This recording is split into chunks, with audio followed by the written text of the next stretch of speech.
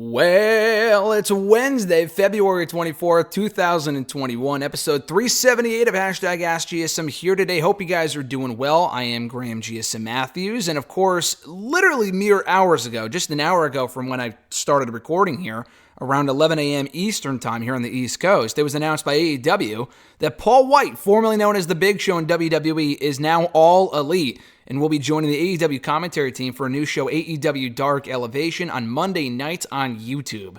No questions were asked about this, obviously, because this news just broke. I won't get into my full thoughts about this right now. We'll definitely talk about it more in depth on WrestleRant Radio tomorrow, but I thought I would mention that because that was the reason why I got delayed an hour in recording here, just because I read about that, had to read more about it, shared the news with Mr. Marceau, got off the phone with him. Shout out to Mr. Marceau. So, a bit of a shocking development there. Can't say I'm too happy or disappointed or whatever. There's a lot to unpack there, and we'll get to it tomorrow at the beginning of WrestleRant Radio with myself and Mr. Marceau. But this is episode 378 of AskGSM. As I said earlier, if you want to send in a question to the show, you can do so by tweeting me on the Twitter machine at WrestleRant with the hashtag AskGSM. Find me on Facebook as well, facebook.com/Graham.gsm.Matthews. Leave a comment on the post that I usually put up on Tuesday nights, if not on the wall itself. And last but certainly not least, drop your question down below on the comment section in this very video. I'll include your question in next week's edition. Two quick, cheap plugs before we get started here. One, already up on the channel, is my exclusive interview with NXT superstar Karrion Kross before his match with Santos Escobar tonight on NXT in a no disqualification match. So you can check that out right now here in the channel. It should be up in article form on dailyddt.com very soon. Probably in the next few hours. It might already be up by the time you're listening to this, so check that out when it goes up in article form. And then tomorrow on Bleacher Report, and again here on the channel in audio form, is my exclusive interview with the all-new two-time WWE champion, The Miz. Love him, hate him. He was a great conversation. He's always been one of my favorites. I have my own thoughts on The Miz being the WWE champion, but I had a chance to chat with him this past week on Monday, actually, less than 12 hours or 24 hours removed from when he won the WWE Championship at Elimination Chamber. We had a really cool conversation, and that's going to be going up again in article form on Bleacher Report first thing Thursday morning, 8 a.m. Eastern Time, and again in audio form right here on the channel at the exact same time, 8 a.m. Eastern Time, right here on the channel. So if you haven't already subscribed, please do so.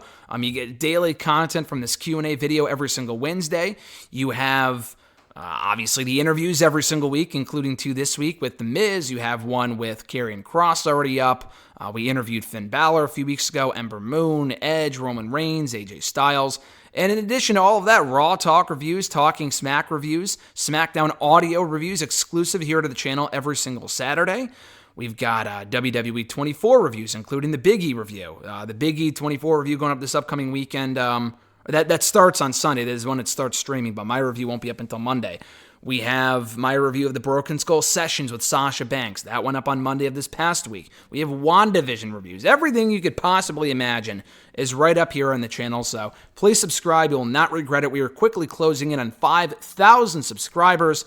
The quicker we get to it, the cooler the milestone will be. So I appreciate all you guys' support. And for those of you that have been subscribed the entire time, I appreciate you. I love you. Thank you so much. So let's get started here in no particular order. It's just been a busy week, so I have not put the questions inside of a document yet. So if I botch the wording of your question, or because I really haven't had a lot of time to proofread the stuff and read them beforehand, if I'm not prepared, that's why. So starting with the YouTube questions, we'll begin with Call Me PSN from YouTube. Are there any wrestlers that you enjoy watching but lost respect for how they are in real life? It seems guys like Chris Jericho and Austin Aries are hated these days in real life. I mean, obviously Benoit would be one, although I wasn't watching as a fan when the whole Benoit thing went down back in 2007. I didn't start watching until 2008. I think he would be a prime example for a lot of people who enjoyed his work, and then he did what he did in real life. Absolute piece of shit for what he did, of course. So a lot of people lost respect for him, can't watch his matches anymore, and that's completely understandable. Again, that's not for me, just because I wasn't watching Benoit before the incident happened. Austin Aries would be a good example, though. Chris Jericho as well, especially for the stuff in the last year, probably with both guys. I still am a very big Jericho fan, a huge Jericho fan. I like Austin Aries. The issues with both of them, though, Jericho is a bit more...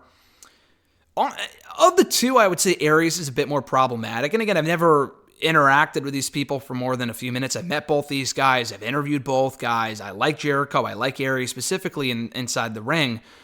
Jericho gives his, podcast. It's a platform for a lot of questionable people. For people that believe the pandemic isn't real, or, the UFO shit is one thing. I don't really care about that. But like the flat earthers and the people that don't think the coronavirus is a real thing, just don't know if I would put those people on my podcast, but that's, his prerogative. Again, I still like Jericho, but the stuff that's come out, not come out about him, but the stuff that he said on Twitter in like the last year has been definitely questionable. Austin Aries, I think, is a way bigger issue, and I think the fact that he's not, and it could be on his own choice as well, so not to say that it's on anyone else, but the fact that he's not in any major promotion right now, I think, speaks volumes. He's not in AEW, and I think 5 years ago that would have been the perfect place for an Austin Aries. And everywhere that he's been, it seems like he's burned bridges. In WWE, they never fire people because they never want to let people go to the opposition, to go to a different company, go to Japan or to AEW, whatever. They let go of Austin Aries 4 years ago. They fired the guy, and they signed him a year and a half earlier. So that's what I don't understand. Clearly something happened there along the way, whether it be someone backstage didn't like him or he just, buried himself. I don't know. He dug his own grave. I'm not exactly sure. But not only was he fired from WWE, but he went back to Impact, had a pretty good run there in 2018, and then kind of seemingly burned a bridge in the way out, the whole work-shoot thing or whatever the fuck it was supposed to be with John Morrison, Johnny Impact, whatever. Bound for Glory in October of 2018. He hasn't been back since. It was reported, oh yeah, you'll be back soon. It's all just an angle. He never went back to Ring of Honor, and he hasn't been involved, as far as I know, with AEW whatsoever. So I think he was involved with MLW for a little while, but some of the stuff that he says online, again, also questionable. It's entirely his opinion for thinking the way that he does, and that's okay. I don't necessarily agree with it. I don't hate Austin Aries. I'm not saying he's the biggest piece of shit in the world. Again, people like Benoit have done far worse. It's really just his opinions that are, again, questionable. I've said that word a lot, but it's absolutely applicable to guys like Jericho and Aries. I don't know if I lost respect for them. Maybe Aries a little bit. TJP, another one. I enjoy his work, but just some of the stuff this guy says on Twitter, some of the stuff a lot of these people say on Twitter is very stupid. Like, to say or to feel one way or to believe one thing is, one thing, but then to go out on social media and say it publicly is an entirely different thing. And why some of these people do that, I have no idea. So those are two very good examples, I think. I haven't lost a lot of respect for Jericho and Aries, but they are two, again, I hate to keep using the word, but questionable people. I mean, in terms of what they believe and things they say and do, and they can live their life. I don't hate them for it. I'm not going to stop buying their merchandise. I haven't bought an Austin Aries shirt in years, but I don't know. It's just, it's a weird situation. It's a weird situation. Hand sanitizer, their question was, if you could fix 3 to 6 things in WWE to make it what it used to be, what would it be? Mine would include 1, fix the way top-tier wrestlers are used so they always have a storyline and maybe chase a mid-tier title more. 2, I would add more submission/diving finishers or just any finisher that isn't a running knee or a kick or a punch to add a different flavor to the matches. I feel like submissions really add excitement to matches. Daniel Bryan, Benoit, Jericho. 3, I would add more triple threat, fatal 4-way, steel cage matches, just not always to do one-on-one all the time. 4, I would prioritize wrestlers over mic guys. Just need less finisher fests and more good back-and-forth matches that aren't just finishers nonstop. 5, I would use Money in the Bank and Royal Rumble to make young stars instead of using it for ex-champs or people past their prime. And 6, a lot of wrestlers need their theme songs fixed or changed. They probably missed some things, but those were just off the top of my head. So I don't really have any one thing that WWE can do better. It really is a culmination of a lot of different things. I think the suggestions that you made, which is why I read the question off, were actually pretty good. I agree more submission-based finishers would be cool. More alternate finishers. I love when wrestlers can win with a variety of moves. Daniel Bryan does that. Cesaro's doing that more. He's won with a sharpshooter a few times in the last couple of weeks in addition to the neutralizer. I think that's really, really cool. More multi-man matches, I think that might be the one thing I disagree with you on, because AEW has shown they do a lot of that stuff, specifically a lot of tag team matches, and it's just a fucking mess. And I know they want to showcase a lot of their talent, but they've had like multi-man matches in the main event every week now for like a month and a half. So like I feel like WWE is doing the right thing by doing more one-on-one matches, because that's how you really get to care about people. One thing you didn't mention, but more focus on the tag team division. The Raw and SmackDown tag team divisions are completely depleted. It's just a mess right now, so those need more focus. The Raw women's division could be better. They have a lot of great talent, but knowing how to use these talents are a whole other thing. Properly utilizing NXT call-ups. Damian Priest is so far so good, but don't call these people up unless you have a plan. If you're just going to call them up to do nothing, then that's a complete waste. So those are a few things I would say in addition to what you suggested. Money in the Bank, same exact thing. I don't mind that Money in the Bank and Royal Rumble, specifically the Rumble, are sometimes won by older people. Like again, Batista winning it in 2014, that was a complete waste. But like Edge winning it this year, I didn't mind that because the story was good. It made sense. It just worked, and it was something that people wanted to see. It may not have been Daniel Bryan or someone entirely new. You can't always have the new stars win. Stone Cold Steve fucking Austin won like 3 Royal Rumbles. People weren't complaining back then. It doesn't always have to be a new young guy. I mean, I would agree with you more often than not it should be. But like in the case of Edge, it doesn't have to be. Money in the Bank, same thing, but like Brock winning it was a complete waste. I would say Money in the Bank should be reserved for more of the younger guys. The Rumble can go either way. The Money in the Bank should be used for younger guys and girls. The women's Money in the Bank has been pretty well used over the years. The men's has been just completely butchered. I know Miz just cashed in successfully, but he was booked like a loser. Otis was booked like a loser. Lesnar should have never won the damn thing. Corbin cashed in unsuccessfully. Braun cashed in unsuccessfully.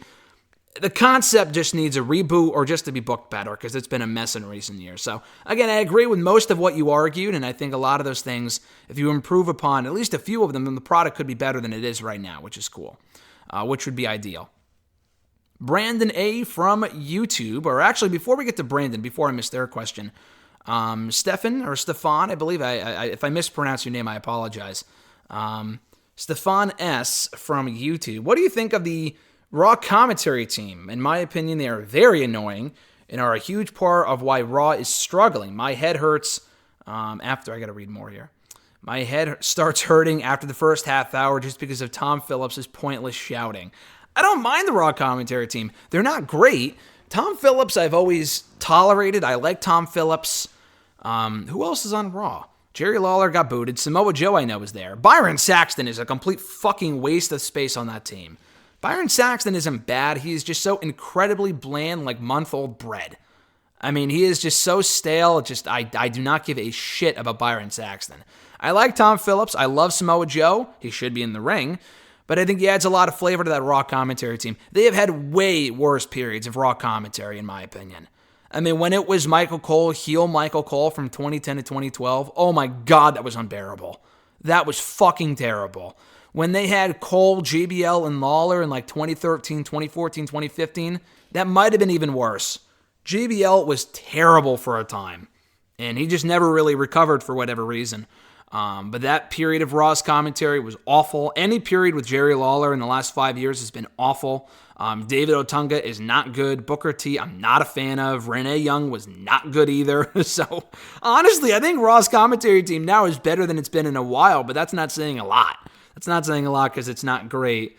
But I don't know. I really don't have much of an issue with it. When I think of problems with Raw, I don't think of the commentary team currently.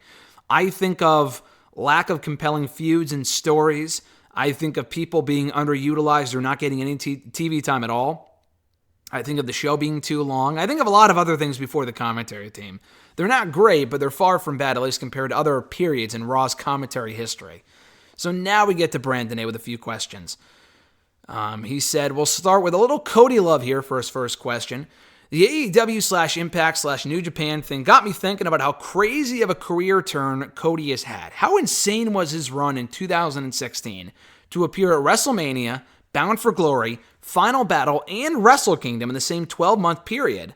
Next thing you know, he funds All In with the Young Bucks, which later becomes the catalyst to starting AEW. In your opinion, does Cody Rhodes qualify as a true living legend right now, this very second? I certainly believe so. He has forever changed the history of professional wrestling, independent of his father's name and influence.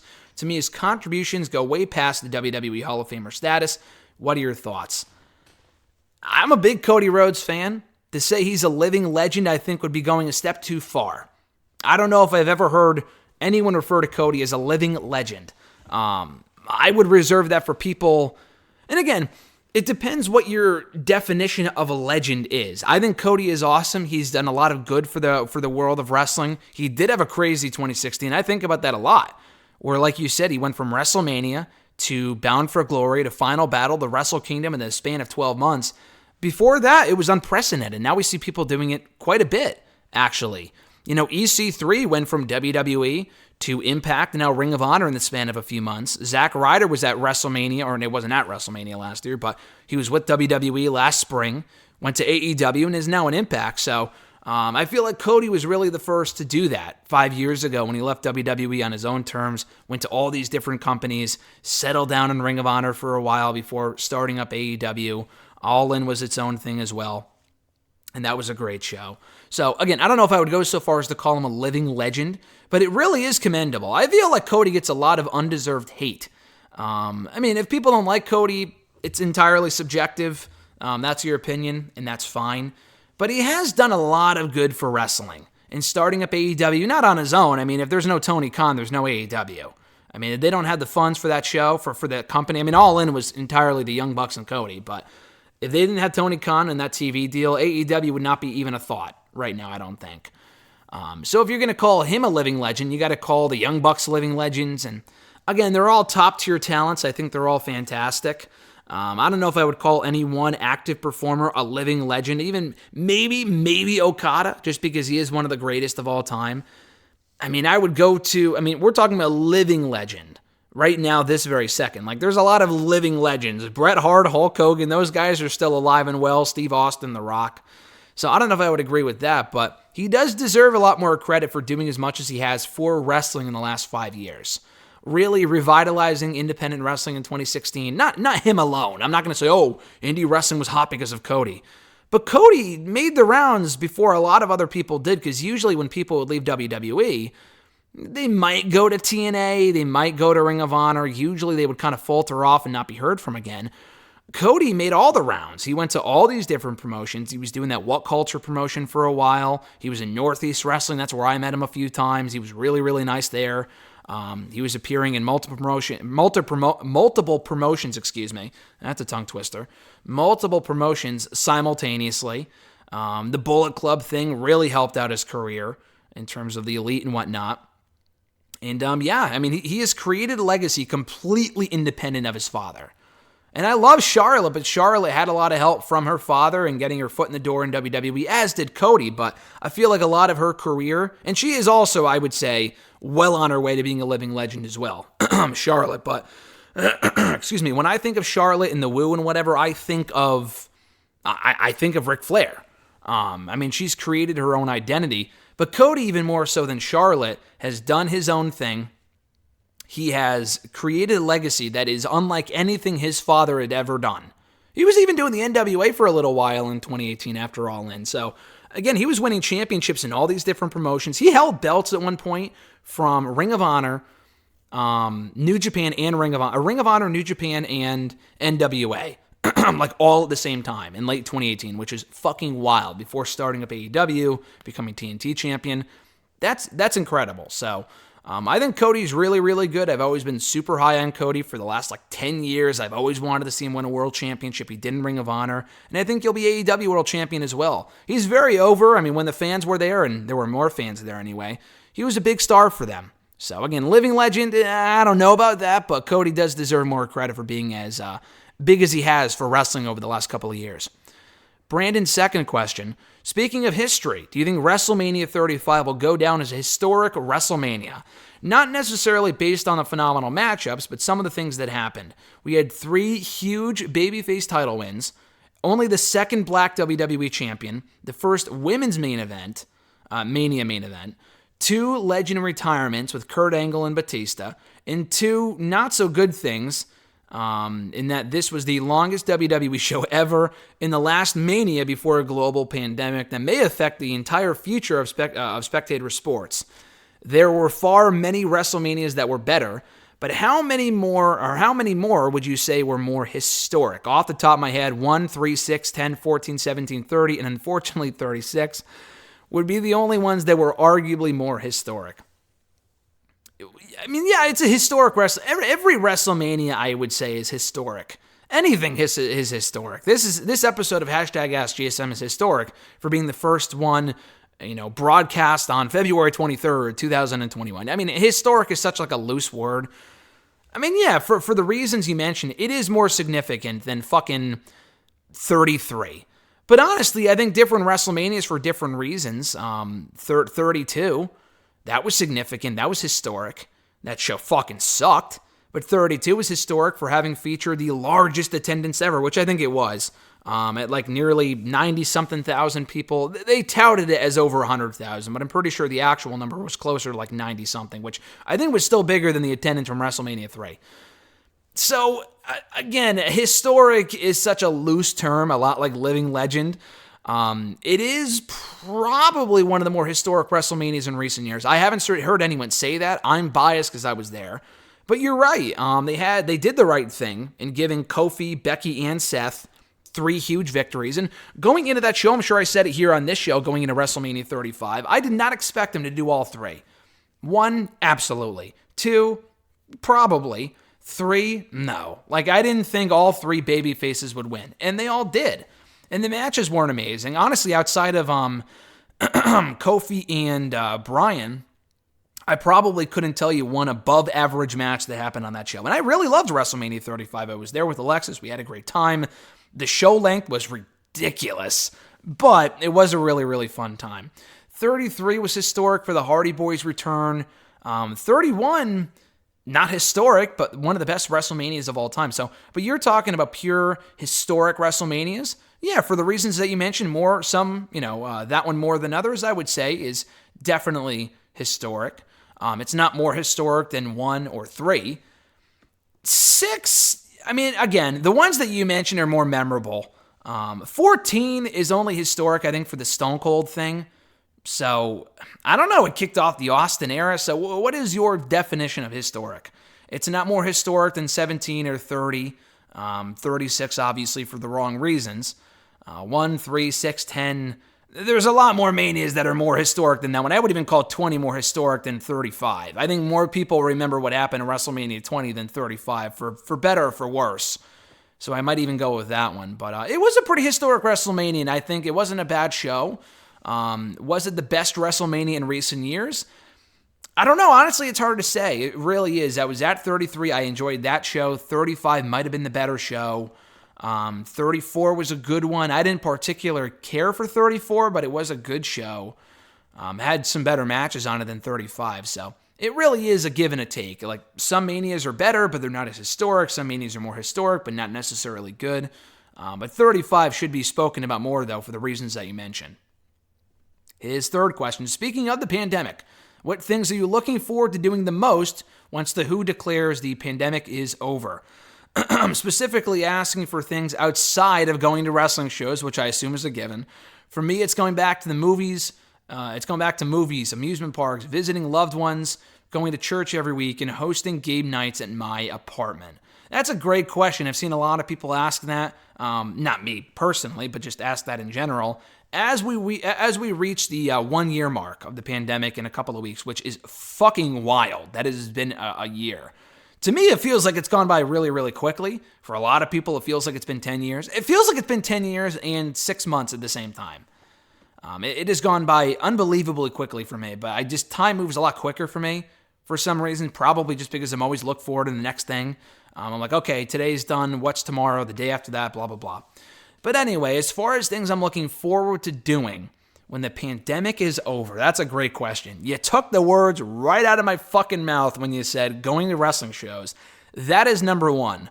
Alexis, even probably more than me, is more excited to go back to the shows. I love going to the shows. The only thing I don't like going to the shows is, one thing about the shows I don't like doing is the fucking traveling. I go to a lot of shows here in Connecticut, but it's a big, obviously you pay to go to these shows. So spending the money to go to the shows, meet the people, and I go all out. I meet everyone that I can. Not everybody, but all the top stars that are at these shows, whether it be Northeast Wrestling or the big event or really anything, an AEW show, Raw. I love to go to anything that's in the area, whether it be Connecticut, Massachusetts, New York, Barclays, and you got to pay for the train ticket. And going to New York is just a whole pain in the ass. Again, it's more convenient for me than maybe for someone who lives in Massachusetts or someone who lives a little further. But it's a day trip to take the train back and forth for 2 hours. You got to take an Uber from the train station or wherever you're going. You got to wait in line. You got to find your way through the subways and the trains. Oh my God, it can be a fucking mess sometimes. Waiting for the shows to start. The Evolve shows were always, that second one that I went to was so unorganized. It was ridiculous. Overall, though, the positives outweigh the negatives. I am killing to go to another show. This is obviously the longest I have never gone to a show in probably 7-8 years. Maybe even longer than that. I haven't been to a show since February 29th, actually, Leap Day of last year. That was when I went to that Evolve show, actually, and I met Ciampa, Keith Lee, and Rhea Ripley with Alexis, which was a really fun time. So that is obviously number one. Movies are honestly number two for me. It really, really is. I miss so badly going to the movies. And it's crazy to me because I did go to the movies to see 2 movies last year after the pandemic started. Not like right after, but Alexis and I went to go see Jurassic Park at a local movie theater that reopened, and tickets were literally $2 each. So we're like, fuck yeah, and Jurassic Park is one of her favorite movies, and to watch it in a movie theater for the first time, because I don't even think I was alive when the first one came out. I think it came out in 93. So I wasn't even around at that point. That was really, really cool. The only other movie that we saw after that was Tenet, and not that I wish I didn't, because it wasn't a bad movie, but it was very confusing, and it was a cool theatrical experience, but it was really just going to the sake of seeing a movie. It wasn't this amazing experience. It wasn't this fantastic film.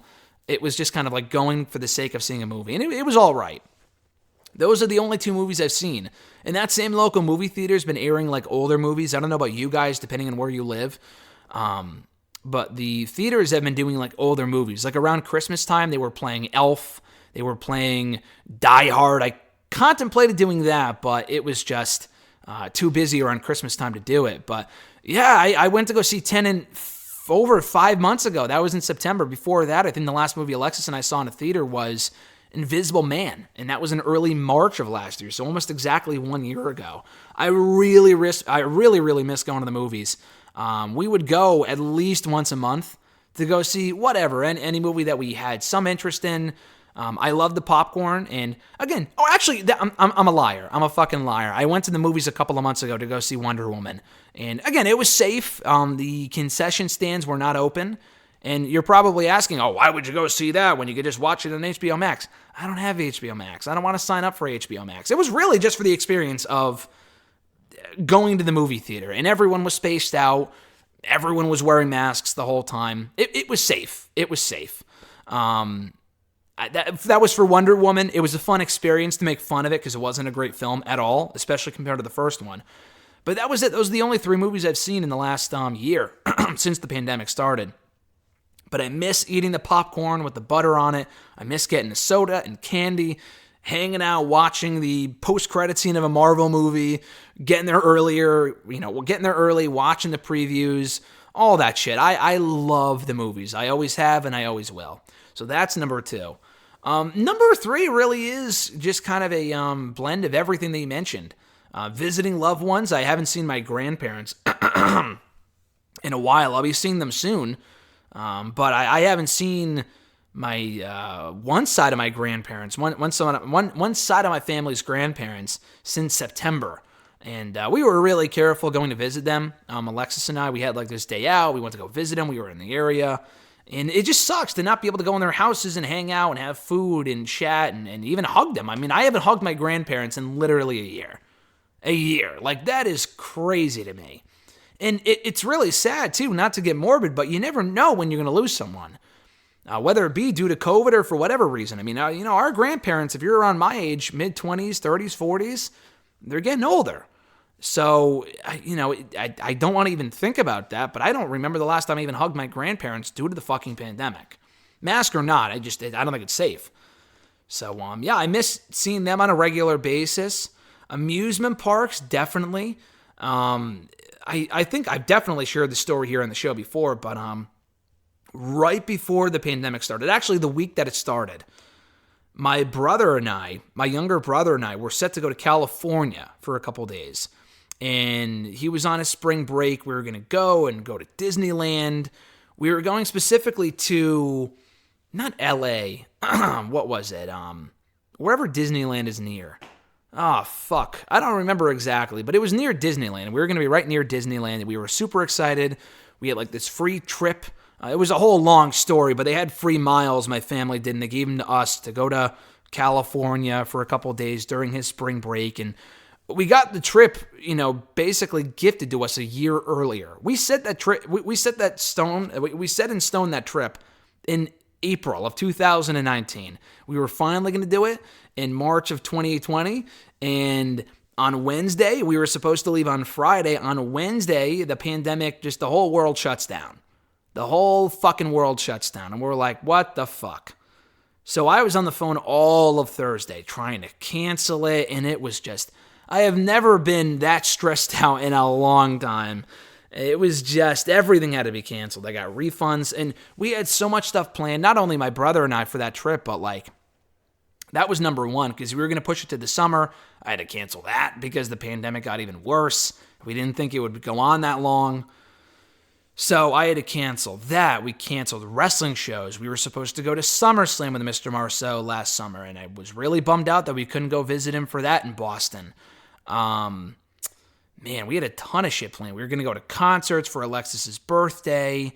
I had tickets to Impact Rebellion. We had tickets to Dynamite. We had tickets to a lot of shows, and I had to cancel all of it. So, going to concerts again, going to wrestling shows, going to the movies, visiting loved ones, traveling.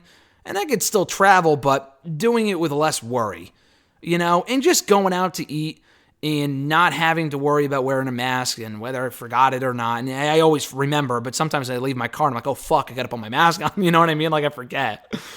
But and I'm not completely secluded. I am right now. I'm not going anywhere at the moment. But, beyond that, I still go out to eat sometimes, and I try to be as safe as I can. But I don't want to have to worry. I don't want to have to worry about that type of shit. So I'm really looking forward to this whole shit being over so we can all just get back to normal. I could see Mr. Marceau more often. We were supposed to go to his wedding next month. Really bummed out that we can't be there in person for that. And the reception got bumped the next year, but it's not the same. We got to watch the actual wedding over Zoom. So, some of that stuff is still happening. We can't go for it. We can't be there for it, which really, really sucks. I had to miss graduations last year, birthday parties, everything. It really is unfortunate. So I'm really, really looking forward to this whole thing being over, and we can go back to having some fucking fun. And we're still having fun in different ways, but not having to worry about getting sick and getting COVID and the vaccine and all this other stuff and whatever. I just want things to go back to normal. In his last question, he says a random question, but what do you really enjoy about living in Connecticut? Do you feel connected to your state, and are there things that you take pride in when it comes to living there outside of it just being home? Would you be okay with living there permanently, or do you desperately want to move elsewhere or somewhere in between? I won't go on for 20 minutes about this, the same way I just did your previous question, because it is a great question. I'll try to keep it short and sweet, as short as I possibly can. But I actually just had a conversation with someone about this literally a week ago. So I feel like you're stalking me and you're stealing my thoughts here. But in all seriousness, I don't know. That is a very good question. I have lived in Connecticut my entire life, aside from when I went to college in Massachusetts. If I had a choice, if I was told right now, you can live anywhere, no cost, completely free, you don't have to worry about all this X, Y, and Z.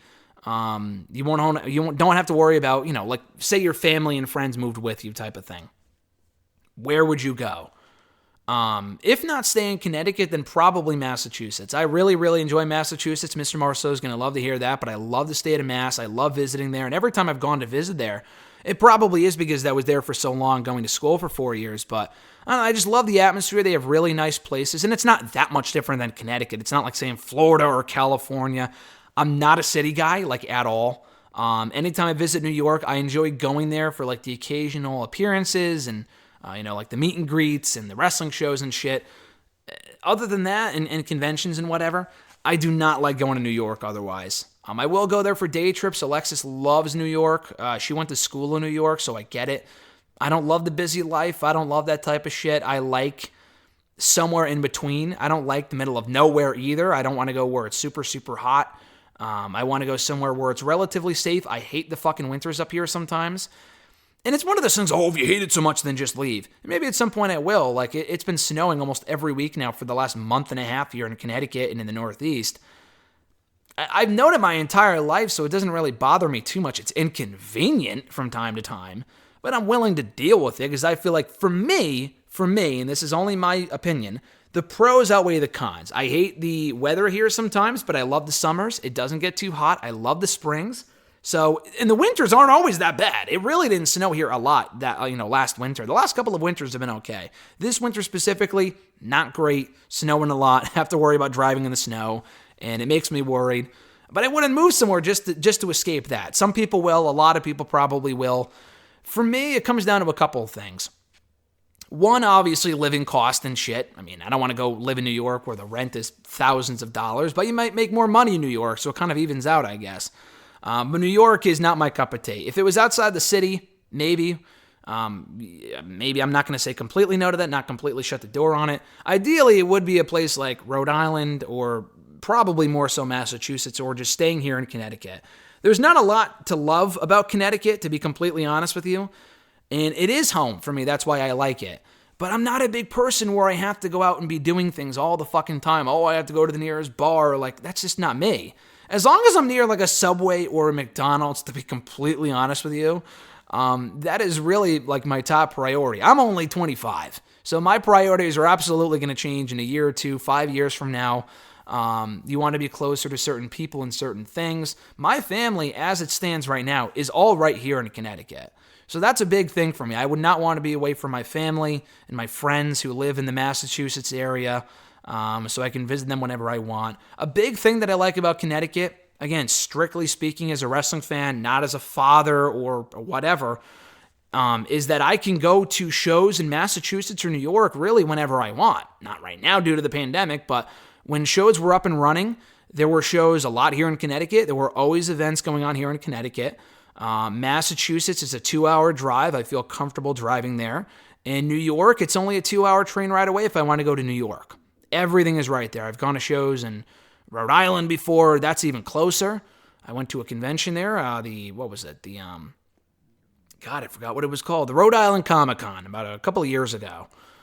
That was right there. I love how close everything is to Connecticut. It's a very small state. You can get from one end to the other. The weather, the winter can be bad, but like we don't have any tornadoes here for the most part or hurricanes. We've had a few. Nothing devastating, which I appreciate. So yeah, those are really my priorities. But again, I'm going to tell you the same thing I told this other person the other day. That I say this now, like, why would anyone ever want to? I'm not talking for anyone else, I guess, but like, why would I ever want to leave here? Why would I ever want to go anywhere else? I would love to just stay here in Connecticut, blah, blah, blah. I could always tell you right now, I'm never leaving. I'm staying here for the rest of my life. Why would I ever want to go elsewhere? That makes no sense to me.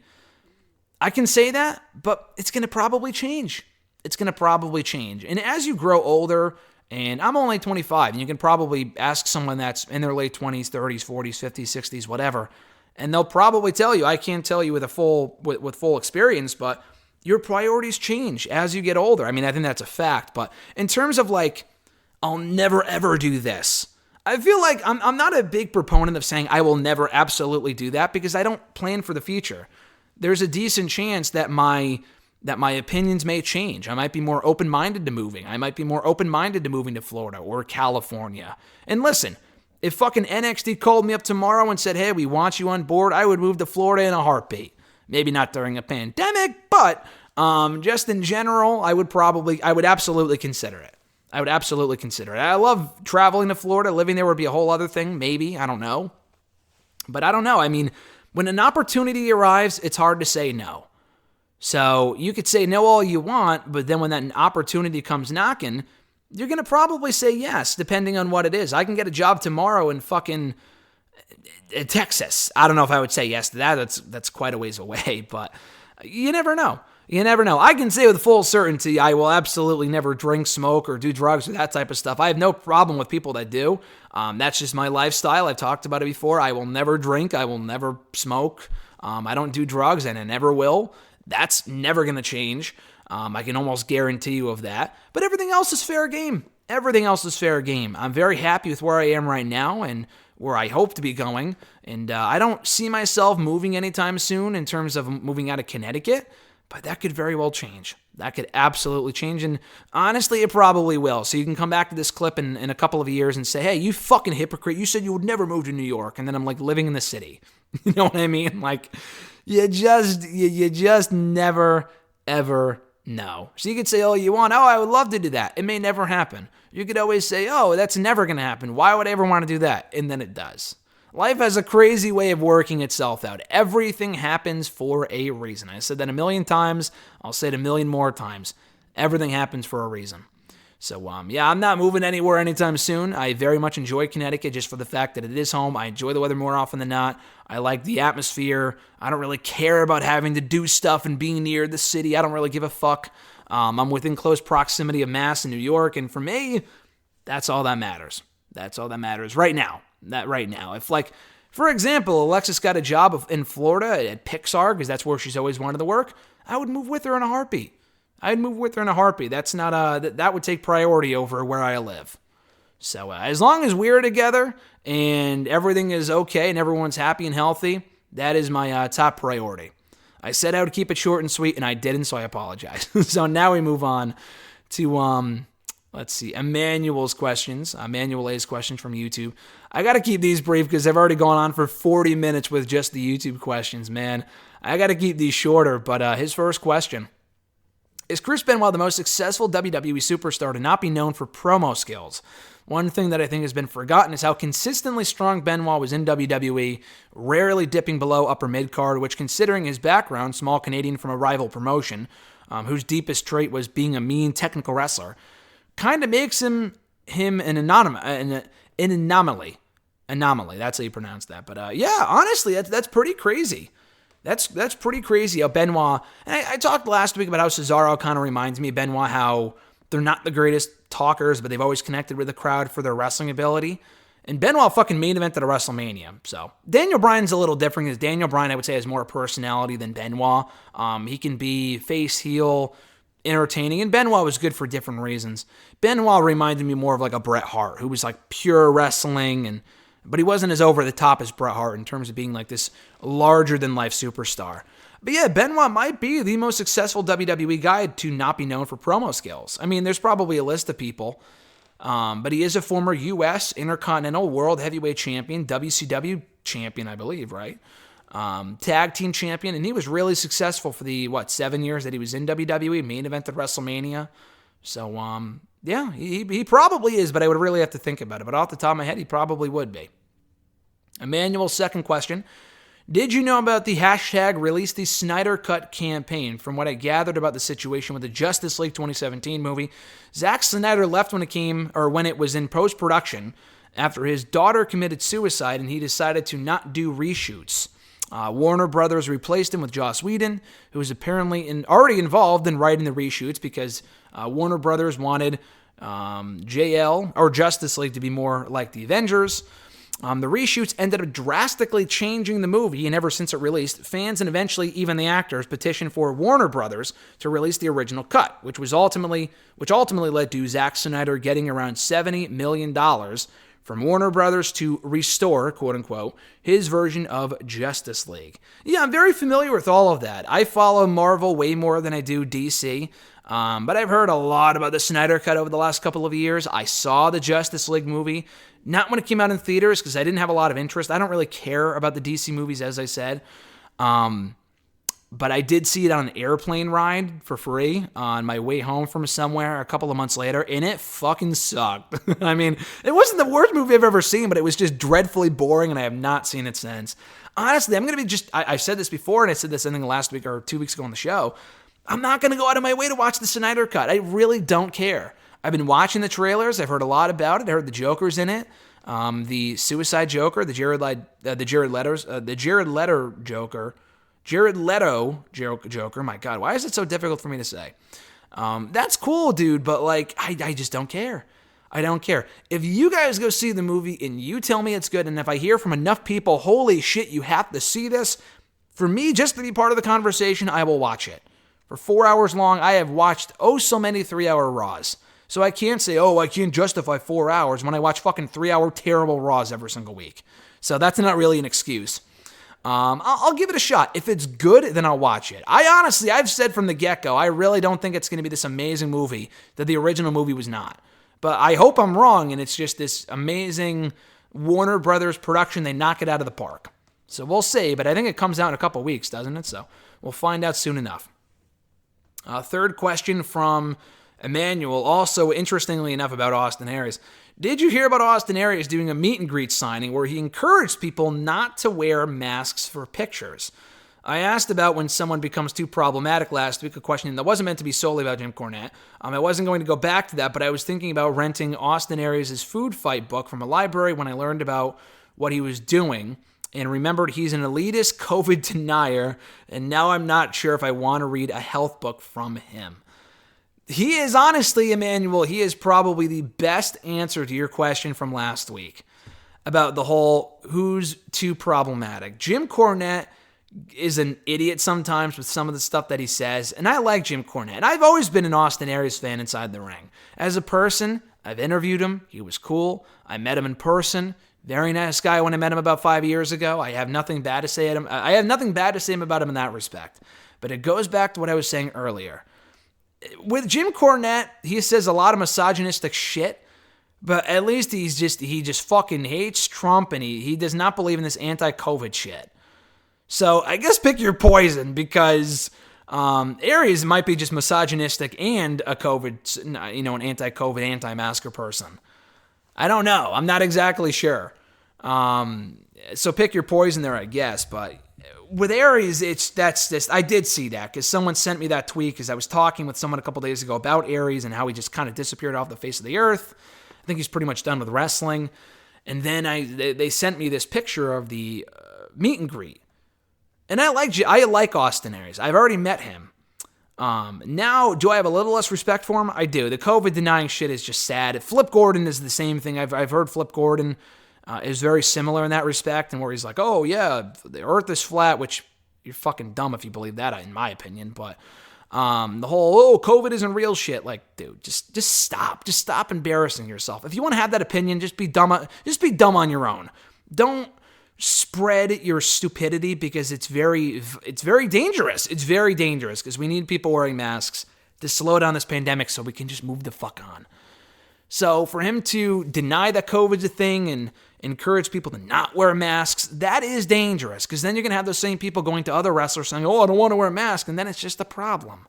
It's a problem. It's funny you mentioned the book. I did a review of the book here on the channel. He complimented me on the review. Again, I want to really, really support Aries, and I do. And I guess not really so much anymore, but I guess as a wrestler I do. And it was a good book, and I'm not even a vegan. Like, I still eat McDonald's and processed foods and shit like that, all the shit that he hates. I just thought it was an interesting read because I like Aries.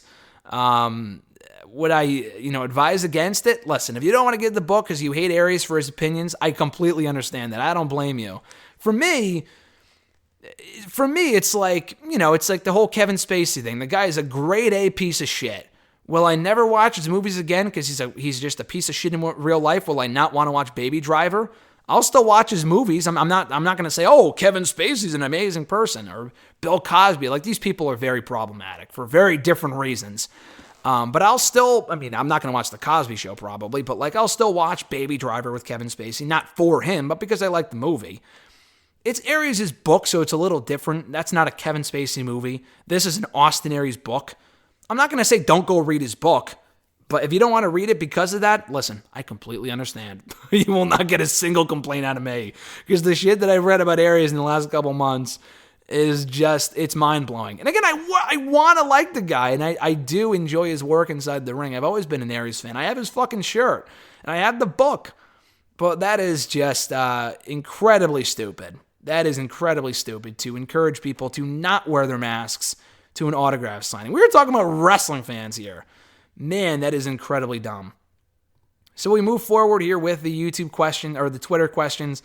Like I said, we got to move along here just because I've spent so much time on the YouTube stuff. You guys sent in a lot of great questions this week. At Reborn Again, John Ritland from the Twitter machine. What would your reaction be if they had Lashley beat Miz next week and then Lesnar shows up to set up their match at Mania? Also, would you have Lashley beat Lesnar and then hold the championship till SummerSlam or drop it at WrestleMania?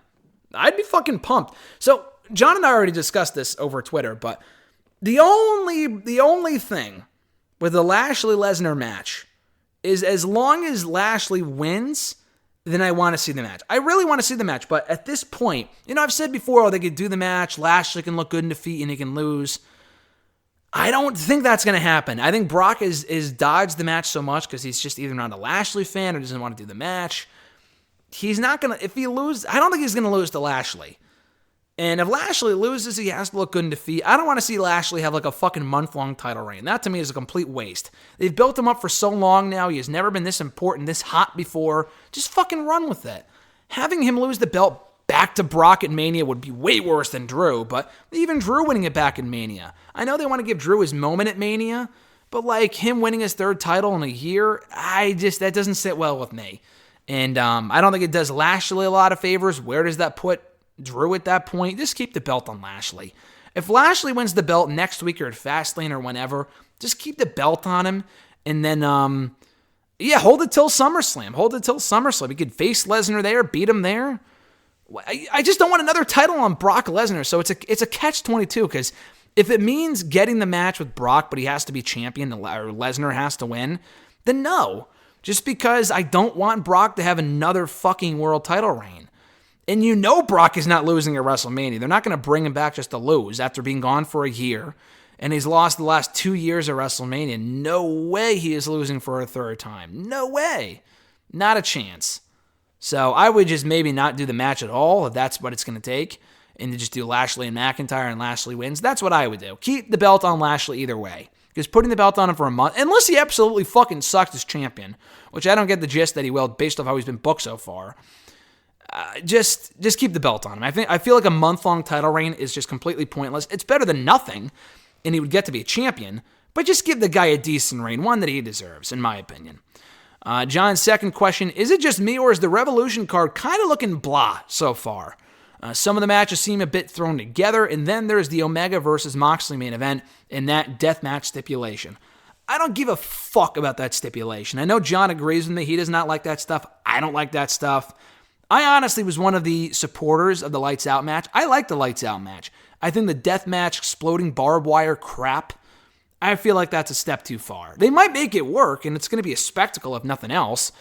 It makes me want to see what they're going to do, so it's kind of like a train wreck in that way. But it still sounds like it's going to be an absolute mess, and I hate the hardcore shit. Just give me a one-on-one match between the two with no shenanigans, no bullshit, and I feel like they could have a really good match. We've yet to see that from these two.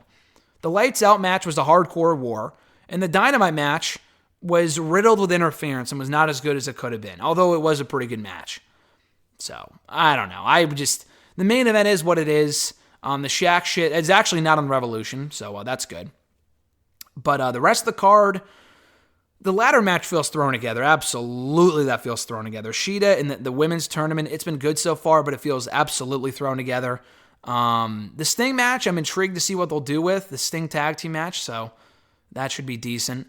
The Young Bucks and MJF and Jericho make sense. So it looks like a good card on paper. Compared to a year ago, I thought Revolution 2020 had a much better card overall and was just a much better show on paper. I had more hype for that pay-per-view than I do this one, but it could end up being a good show. Full Gear was a great pay-per-view, so I'm not sure if it's going to even come close to being that good. That was a stacked show on paper. Revolution, I feel like I agree. For 4 months of a build, the fact that they only have like this amount of matches or this this kind of card is definitely disappointing. It should feel like a bigger show than it currently is. It definitely should. Absolutely. But we'll see. They could easily exceed expectations and put on a good pay-per-view, so fingers crossed. His third question, not wrestling related, but since the pandemic hit, I've been reviewing some horror movies to see if they can still hold up. And by the way, check out John's movie reviews and his entire channel. He does great work on YouTube and Twitter and stuff like that with his reviews and whatnot. He said, my question to you is this. Have there been any movies that you've rewatched and liked more than you did before? If so, which ones and why? That's a good question. It's a very good question. I'm sure I can think of some. I couldn't think of any at the time that you sent in the question. Justice League might be one, but I still feel like that's going to be trash either, if I watch it twice or 5 times or whatever. I just didn't care. The Marvel movies, I don't know. I didn't really care about Civil War when it first came out like 5 years ago, the Captain America 3 movie. I liked it more after I saw it a second or third time in recent years. I enjoyed that. Black Panther I thought was a good movie when it first came out. I enjoyed it more rewatching it back a couple months ago, not just because Chadwick Boseman passed away. It's just a really good movie. I don't know. That's a good question. Wonder Woman was a good movie. I think I enjoyed that at the time, though. I know these are all superhero flicks, but I'm just trying to think, because I feel like if it was not a good movie, then I wouldn't have rewatched it, I don't know. I do not know. I'm sure there are movies where I'm like, I don't give a fuck about this. Or I haven't seen it in a long time. I don't know. That's a really good question. Those are some answers, and that's not a great answer. It's kind of a non-answer, if anything. But, I'm sure there are some movies that I've seen that are like, you know what, that's better than I remember it being. Or I cared more about this movie this time than I did the first time. I definitely know movies that are the reverse. But those movies were a little better the second or third time around than they were the first time that I watched them. I'm trying to think of movies that I've seen the last couple of years that I thought, man, that was a lot better than I remember it being. And I can't think of many, but those are some answers right there. So, next question comes from @Ubagu91. Do you think wrestlers should watch Chris Benoit's matches to learn from his mistakes, namely getting several blows to the head? No. It should just be common knowledge. Don't do the blows to the head. Don't do chair shots. I wouldn't say, watch Chris Benoit's matches to, not do what he did. If people don't want to watch Benoit's matches because they feel uncomfortable, that's entirely fine. So I wouldn't say, let's have a Chris Benoit seminar and watch his matches because we shouldn't be doing what he did. It should just be common knowledge. Don't do that many headbutts and chair shots and stuff like that, and I think we should be okay.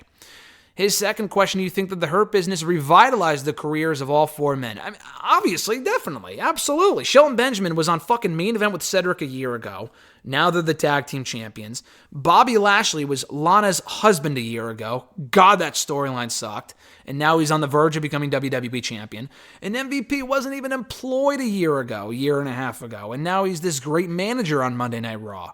And this is the most, even when MVP was in the company in 2010, this is the most relevant MVP has been since, he was fucking United States champion 15 years ago. Like, that's how great this run has been for him and everyone else involved in the group. So, absolutely. And his third question, do you think that Drew McIntyre will interfere next Raw? I do. I think Drew McIntyre will get involved and we'll probably get McIntyre versus Miz versus Lashley, maybe versus Sheamus at Fastlane. I don't think McIntyre is done with the belt just yet. It should be, honestly, the Mania match, it should be Lashley and McIntyre. And what you could do is maybe do Lashley versus McIntyre on night 2, but do Lashley or Sheamus and McIntyre on night 1. I guess it would make the end result more predictable with McIntyre winning, but we know he's going to fucking win anyway, so who cares? Like maybe the winner faces Lashley on night 2.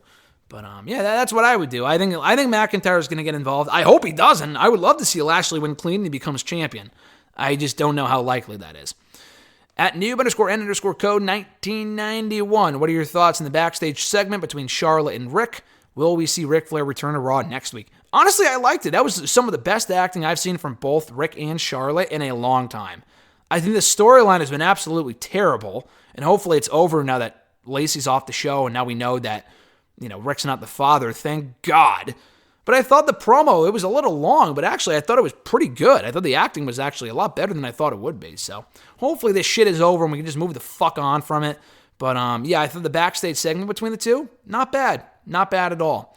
And RJ_Marceau, Mr. Marceau's question was, if Bobby wins the belt, do you think it's him and Brock at Mania? Thoughts on Devin Booker being snubbed from the NBA All-Star Game? Well, that's fucking bullshit. That is bullshit. Devin Booker was one of the MVPs of 2020 for the NBA. To snub him from the All-Star Game?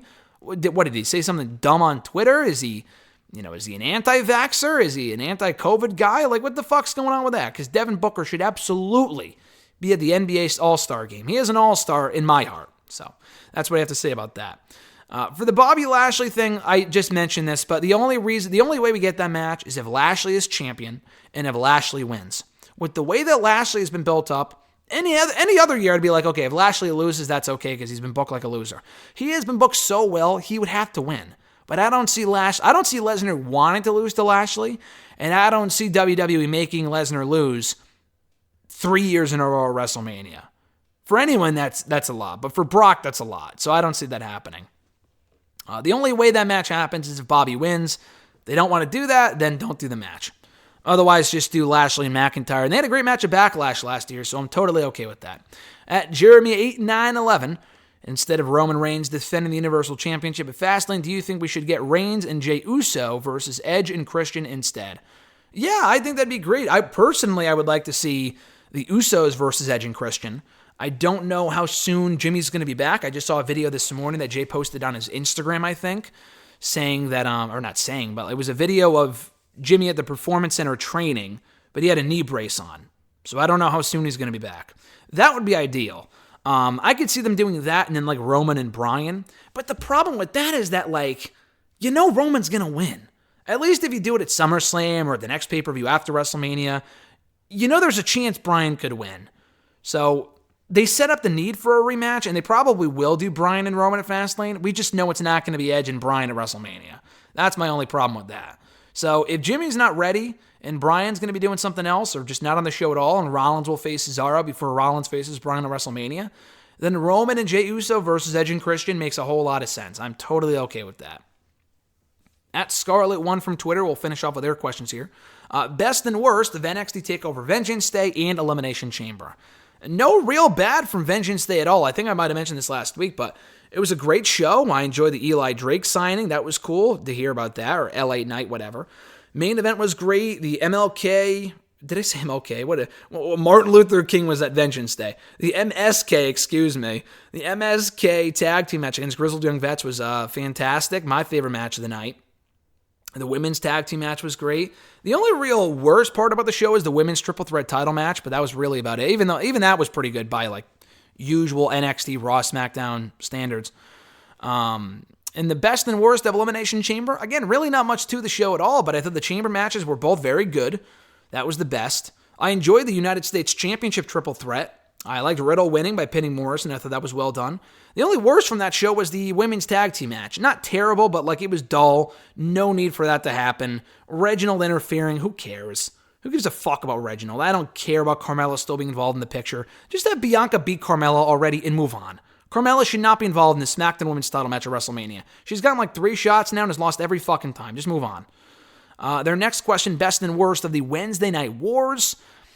I liked NXT last week. Not a very must-see show, but I thought the O'Reilly promo was good. The ongoing drama with Balor, O'Reilly, and Strong, and Dunn, and those guys was well done. The main event was good. And the back and forth between Jax Baszler, Dakota Kai, and Raquel Gonzalez was also probably my favorite part of the show. The only worst from that show I really didn't care for, Ember Moon and Shotzi Blackheart versus The Way. Didn't really need to happen. It went longer than it should have. It was all about the Dexter Lumis fucking bus anyway, and Johnny Gargano rescuing Austin Theory. Who cares?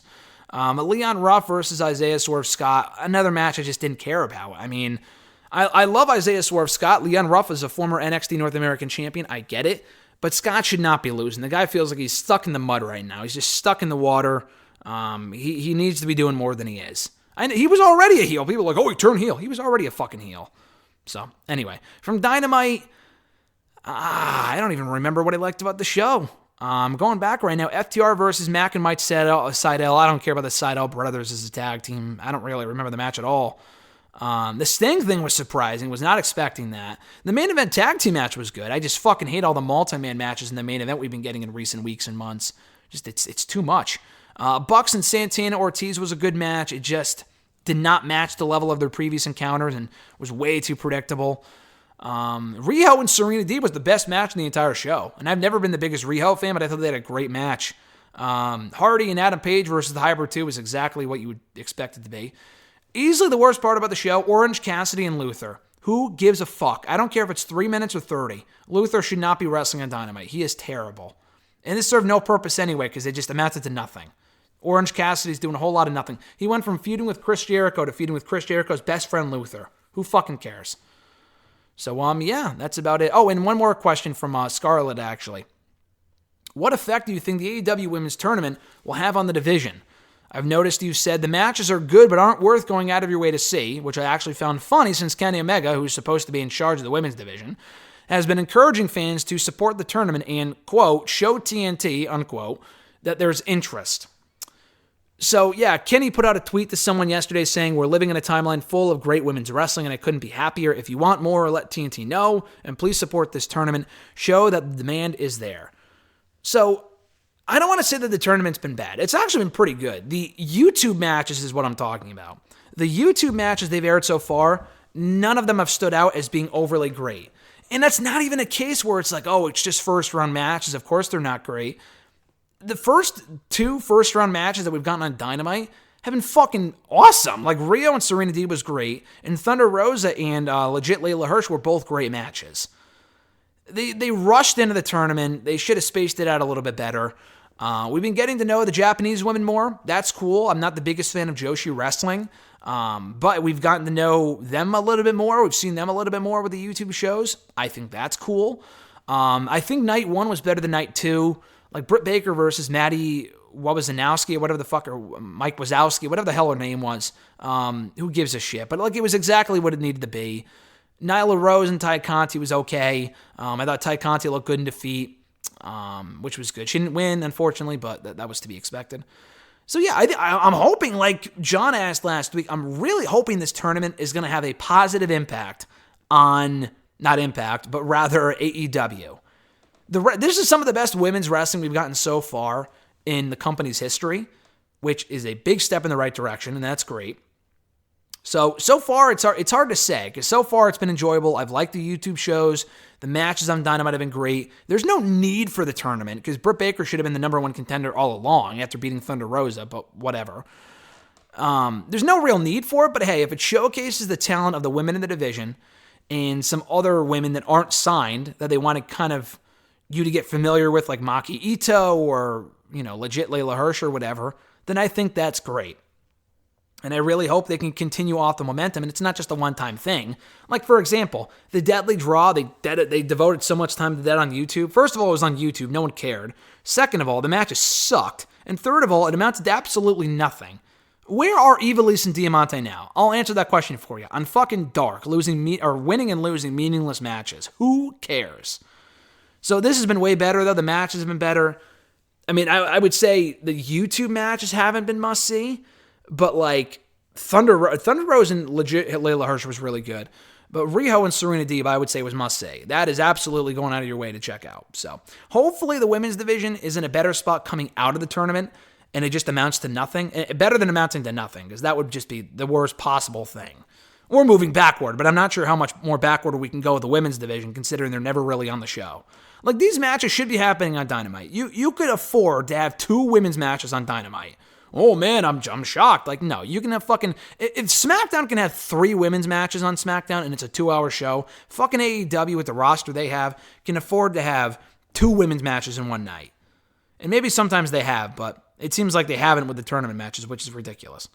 But, yeah, so far so good. Hopefully the division is in a better spot coming out of it, but you don't know with this company, because the women's division has been a sore spot for them.